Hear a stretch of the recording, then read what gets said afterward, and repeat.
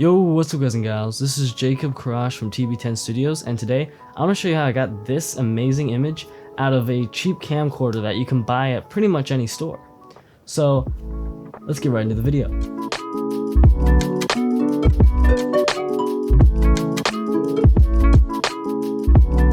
So, I'm currently using my Canon Vixia HF-R80, which was one of my first cameras that really got me into YouTube.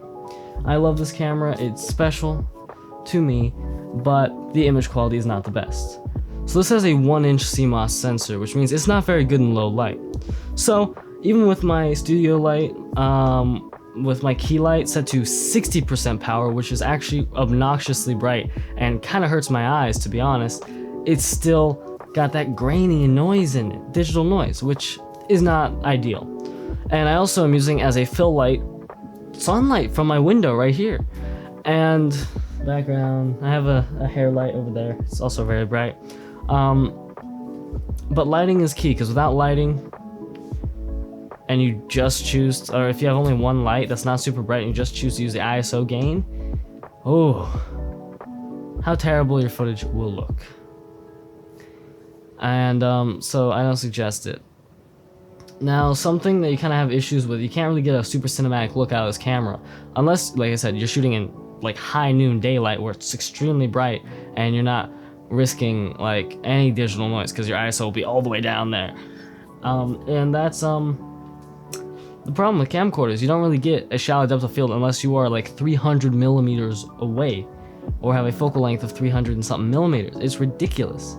And so like there's no serious shallow depth of field. This is a very deep depth of field.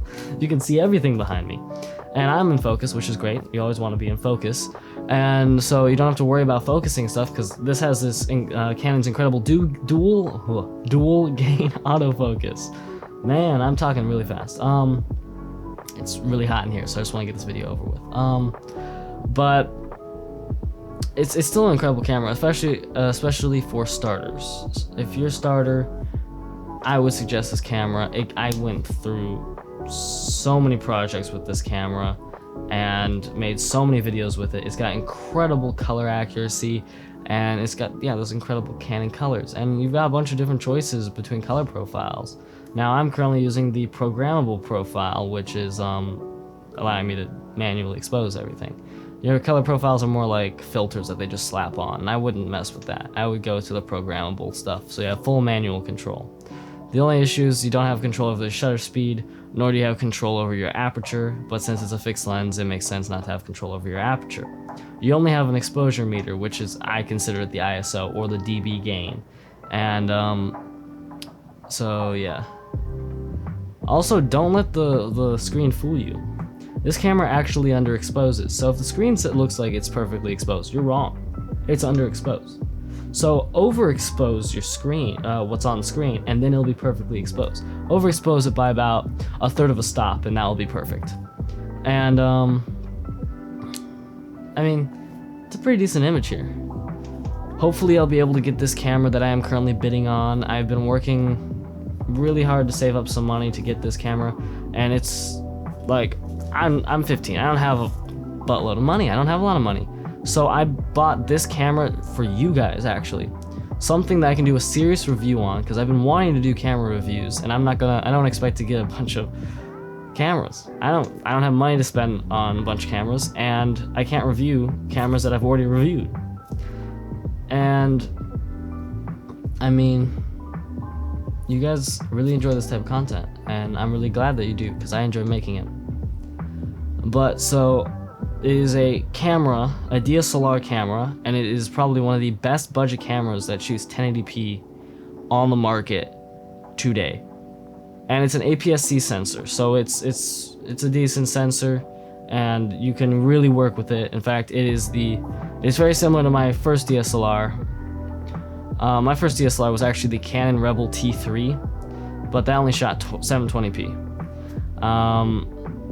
And then I'm also going to teach you in this in another video on this camera if I get it.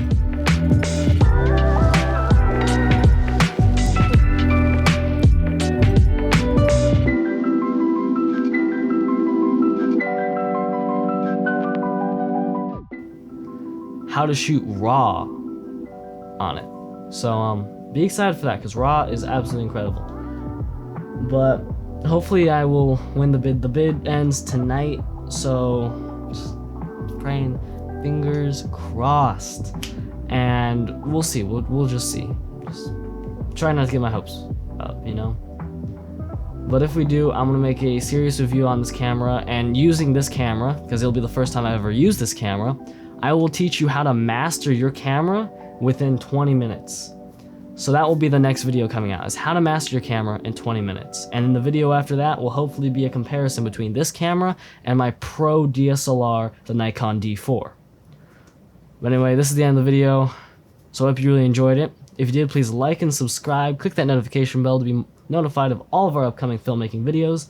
If you have any questions, please comment them down below. I'll do my best to answer them, or email me at tb10studios@gmail.com. I will respond as quickly as I can, and I love getting your guys' questions and suggestions for new videos. So thank you all for watching, and I'll see you all in the next video. Goodbye.